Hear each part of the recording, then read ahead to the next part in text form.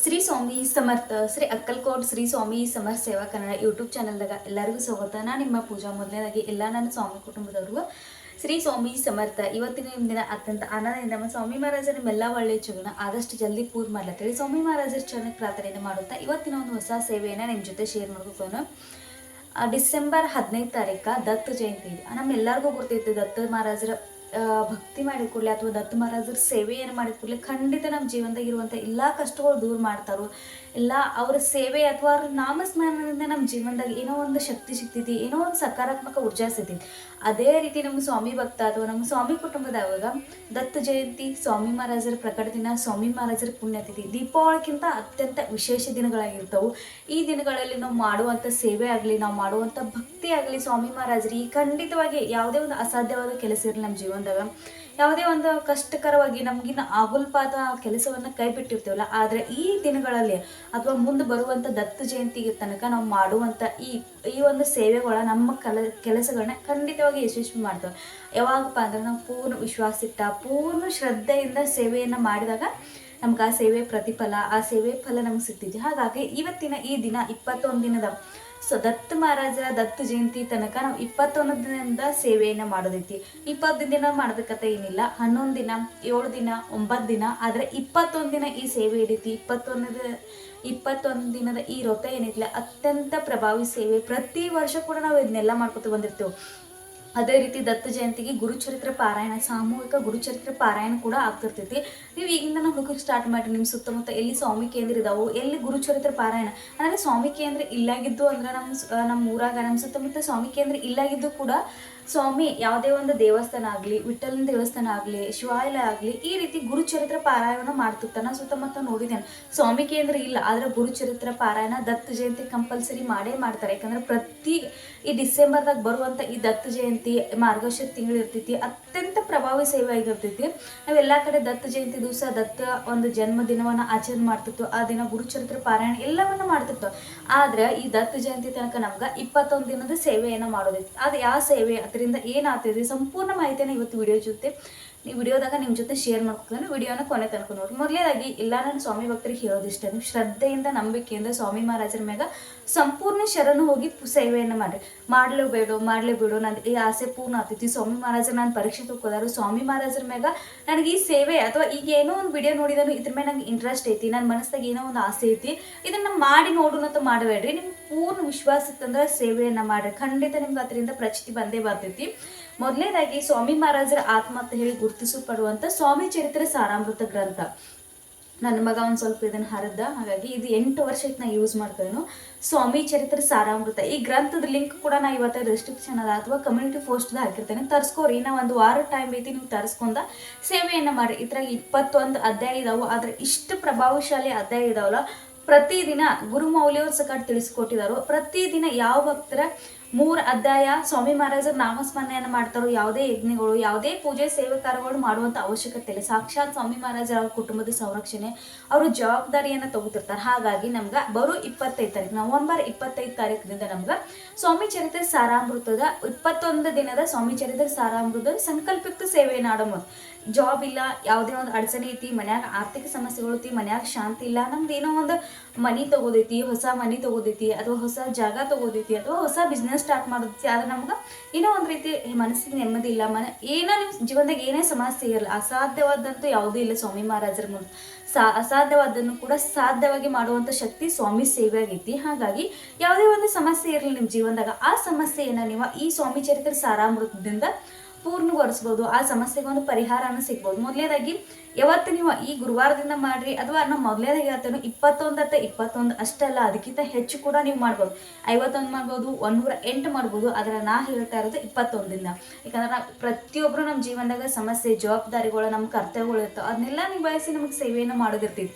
ಹಾಗಾಗಿ ನಾವು ಪ್ರತಿದಿನ ಇದನ್ನೇ ಮಾಡ್ಕೊತ ಕೂತಂದ್ರೆ ನಮ್ಮ ಜವಾಬ್ದಾರಿಗಳು ಅಥವಾ ನಮ್ಮ ಮನೆಯಾಗಿರುವಂಥ ಕರ್ತವ್ಯಗಳನ್ನು ಕೂಡ ನಾವು ಮಾಡೋದಿರ್ತೈತಿ. ಸ್ವಾಮಿ ಮಹಾರಾಜರು ಕೂಡ ಅದನ್ನೇ ಹೇಳ್ತಿರ್ತಾರೆ, ನಿನ್ನ ಜವಾಬ್ದಾರಿ, ಎಲ್ಲ ಕರ್ತವ್ಯಗಳು ನಿಭಾಯಿಸಿ ನಾನು ಸೇವೆಯನ್ನು ಮಾಡುತ್ತೇಳೆ. ಹಾಗಾಗಿ ನಮ್ಗೆ ಇವತ್ತು ಈ ಸ್ವಾಮಿ ಚರಿತ್ರೆ ಸಾರಾಮೃತ ಹೊಸವಾಗಿ ಓದ್ಕೋತೀರಿ ಅಂದ್ರೆ 1 ರಿಂದ 1.5 ತಾಸು ಹತ್ತೈತಿ.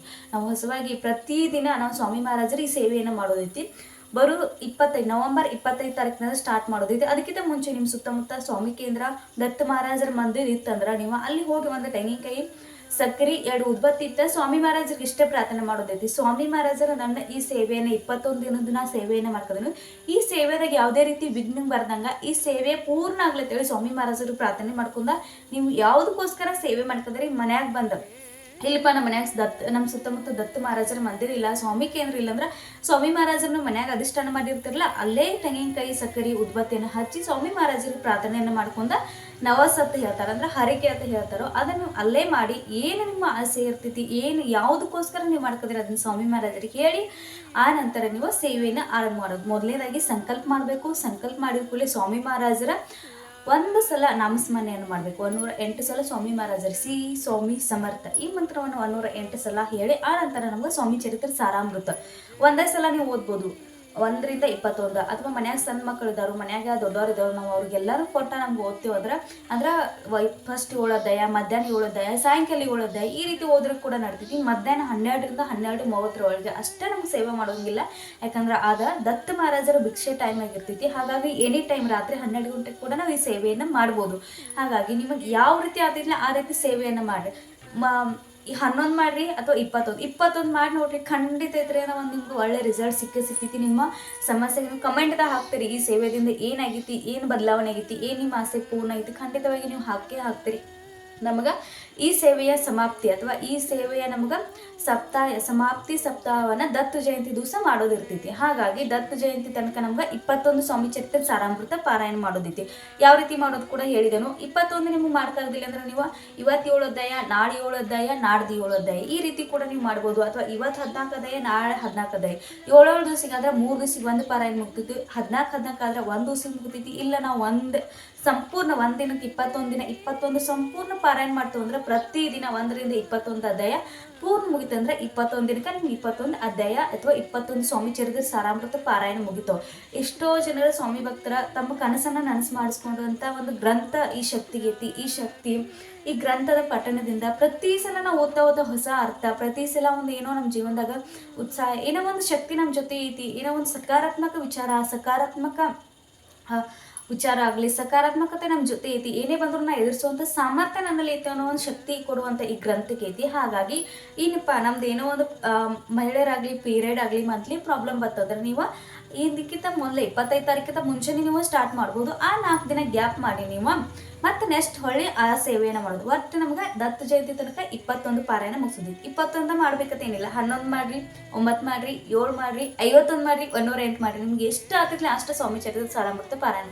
ಇನ್ನು ನಮ್ಮ ಮತ್ತೆ ಗ್ರಂಥ ಇಲ್ಲ, ನನಗೆ ತರ್ಸ್ಕೋಗೋಲ್ಲ, ನಮ್ಮ ಕಡೆ ಏನೋ ಫೆಸಿಲಿಟಿ ಇಲ್ಲ ಅನ್ನೋರ ಸ್ವಾಮಿ ಮಹಾರಾಜರ 11 ಮಾಡಿ ಜಪ ಮಾಡೋದೈತಿ. ಶ್ರೀ ಸ್ವಾಮಿ ಸಮರ್ಥ, ಶ್ರೀ ಸ್ವಾಮಿ ಸಮರ್ಥ ಈ ಮಂತ್ರವನ್ನು ನಾವು ದತ್ತ ಜಯಂತಿ ತನಕ ನಮ್ಗೆ ಎಷ್ಟಾಗ್ತೈತೆ ಅಷ್ಟು ನಾಮಸ್ಮರಣೆಯನ್ನು ಮಾಡೋದೈತಿ. ಒಂದು ಮಾಡ್ರಿ. ಯಾಕಂದ್ರೆ ಸ್ವಾಮಿ ಮಹಾರಾಜರು ಸಾಕ್ಷಾತ್ ಸ್ವಾಮಿ ಮಹಾರಾಜರು ನಮ್ಮ ಜಪದ ಲೆಕ್ಕವನ್ನು ಪಡಿತಿರ್ತಾರೆ.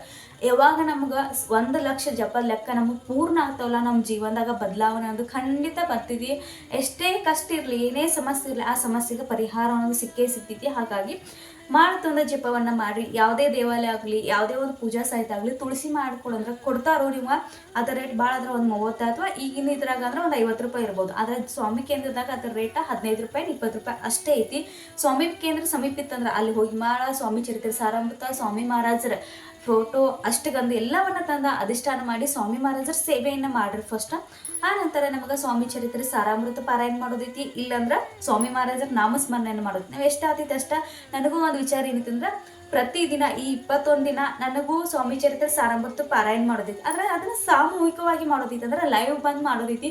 ನಿಮ್ಮ ಅನಿಸಿಕೆ ಏನೋ ಅನ್ನೋದನ್ನ ಕಮೆಂಟ್ ಮುಖಾಂತರ ಹಾಕ್ರಿ. ನಿಮ್ಗೆ ಎಷ್ಟು ಅನಿಸಿಕೆ ಅಥವಾ ನಿಮ್ಮ ಅನಿಸಿಕೆ ಏನಿರ್ತೈತಿ ಅದ್ರ ಮೇಲೆ ನಾನು ನಿರ್ಧಾರ ತಗೋತೇನೆ. ಯಾಕಂದ್ರೆ ನನ್ನಿಂದ ಯಾರಿಗೂ ತೊಂದರೆ ಆಗೋದು ಬೇಡ. ಹಾಗಾಗಿ ನೀವು ಸ್ವಾಮಿ ಚರಿತ್ರೆ ಸಾರಾಮೃತ ಗ್ರಂಥ ಇಲ್ಲಾಗಿತ್ತಂದ್ರೆ ಒಂದು ಟೈಮಿಂಗ್ ಫಿಕ್ಸ್ ಮಾಡಿ. ಆ ಟೈಮ್ದಾಗ 7 ಆಗಲಿ ಅಥವಾ ಸಂಪೂರ್ಣ ಸ್ವಾಮಿ ಚರಿತ್ರೆ ಸಾರಾಮೃತದ ಪಠನೆ ಮಾಡ್ಬೇಕು ಅನ್ನೋ ಒಂದು ಐತಿ. ಸಾಮೂಹಿಕ ಸೇವೆಗೆ ಇಷ್ಟು ಮಹತ್ವ ಇಲ್ಲ.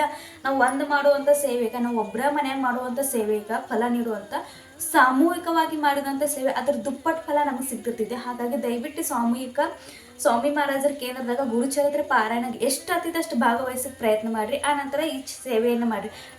ಇನ್ನೊಂದು ಏನಂದ್ರೆ ನಾನು ನಿಮ್ಗೆ ಹೇಳೋದಂದ್ರೆ ಹೆಚ್ಚಿನ ಪ್ರಮಾಣದಾಗ ಸ್ವಾಮಿ ಸೇವೆಯನ್ನು ಪ್ರಸಾರ ಮಾಡಿರಿ. ಅವ್ರಿಗೆ ಹೇಳ್ಬಾರ್ದು ಇವ್ರಿಗೆ ಹೇಳ್ಬಾರ್ದು ಅಂತ ಏನೂ ಇಟ್ಕೊಲ್ಲ. ಯಾರು ನಿಮ್ಗೆ ಹೇಳ್ಬೇಕು ಅನಿಸ್ತೈತಿ ಹೇಳಿ, ಮಾಡೋದೇ ಬಿಡೋದು ಅವ್ರ ಇಚ್ಛೆ. ಸ್ವಾಮಿ ಮಹಾರಾಜರ ಅವ್ರ ಕಡೆಯಿಂದ ಮಾಡಿಸ್ಕೊಂಡಿತ್ತಂದ್ರೆ ಯಾವುದೇ ಇದ್ರಾಗ ಅವ್ರ ಕಡೆಯಿಂದ ಮಾಡಿಸ್ಕೊತಾರೆ. ಹೇಳುವಂಥ ಕರ್ತವ್ಯ ನಾವೆಲ್ಲರೂ ಕೂಡ ಮಾಡೋಣ. ಆ ನಂತರ ಇನ್ನು ಸ್ವಾಮಿ ಮಹಾರಾಜರ ತಾರಕ ಮಂತ್ರ. ಸ್ವಾಮಿ ಮಹಾರಾಜರ ತಾರಕ ಮಂತ್ರದಾಗ ಎಷ್ಟು ಶಕ್ತಿ ಇದೆ ಪ್ರತಿಯೊಬ್ಬರಿಗೂ ಗುರ್ತೈತಿ.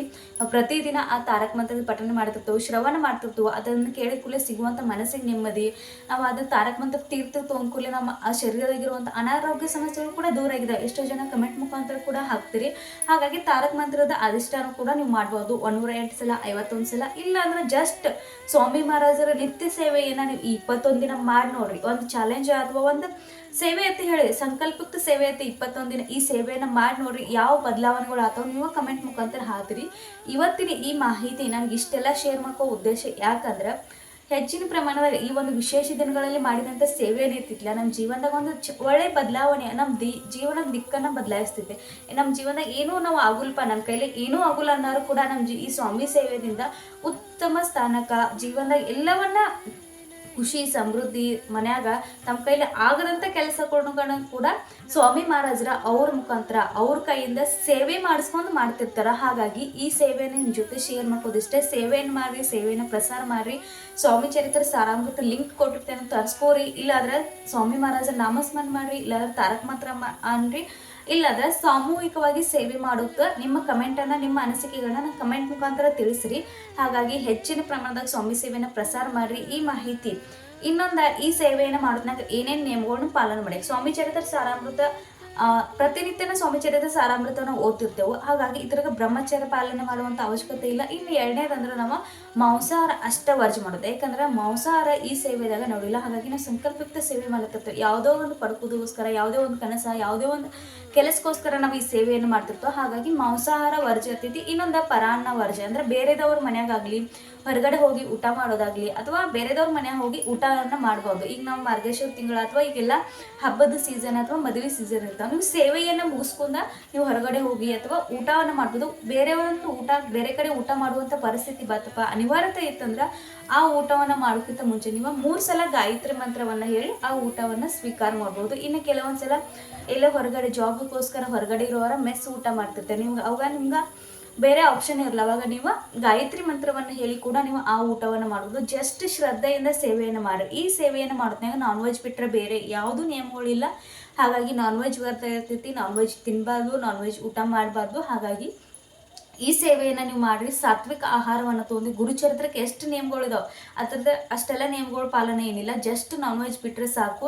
ಆ ನಂತರ ಈ ಸೇವೆಯನ್ನು ನಿಸ್ವಾರ್ಥ ಭಾವನೆಯಿಂದ ಮಾಡಿರಿ. ಸ್ವಾಮಿ ಮಹಾರಾಜರು ನಿಮ್ಮ ಜೀವನದಾಗ ಏನೇ ಬೇಡುವಂಥ ಪರಿಸ್ಥಿತಿ ಇಲ್ಲ, ಬೇಡೋಕ್ಕಿಂತ ಮುಂಚೆನೇ ನಿಮ್ಗೆ ಎಲ್ಲರನ್ನೂ ಕೊಡ್ತಿರ್ತಾರೋ. ಹಾಗಾಗಿ ಇವತ್ತಿನ ಈ ಮಾಹಿತಿ ನಿಮ್ಗೆ ಎಲ್ಲರಿಗೂ ಇಷ್ಟ ಆಗಿತ್ತು ಅಂತ ಭಾವಿಸ್ಕೋದೇನೋ. ಹೊಸವಾಗಿ ನೋಡೋದು ದಯವಿಟ್ಟು ಚಾನಲ್ನ ಸಬ್ಸ್ಕ್ರೈಬ್ ಮಾಡ್ಕೊಂಡು ನೋಡ್ರಿ, ವಿಡಿಯೋನ ಶೇರ್ ಮಾಡಿರಿ. ಈ ಒಂದು ಸೇವೆಯ ನಿಮ್ಮ ಅನಿಸಿಕೆಯನ್ನು ಕಮೆಂಟ್ ಮುಖಾಂತರ ತಿಳಿಸಿರಿ. ಆ ನಂತರ ಏನು ಮಾಡೋದು ಅನ್ನೋದು ವಿಚಾರ ಮಾಡೋಣ. ಶ್ರೀ ಸ್ವಾಮಿ ಸಮರ್ಥ. ಮುಂದಿನ ಹೊಸ ವಿಡಿಯೋ ಜೊತೆ ಅಥವಾ ಮುಂದಿನ ಹೊಸ ಮಾಹಿತಿ ಜೊತೆ ನಿಮ್ಮ ಮುಂದೆ ಬರ್ತೇನೋ. ಶ್ರೀ ಸ್ವಾಮಿ ಸಮರ್ಥ.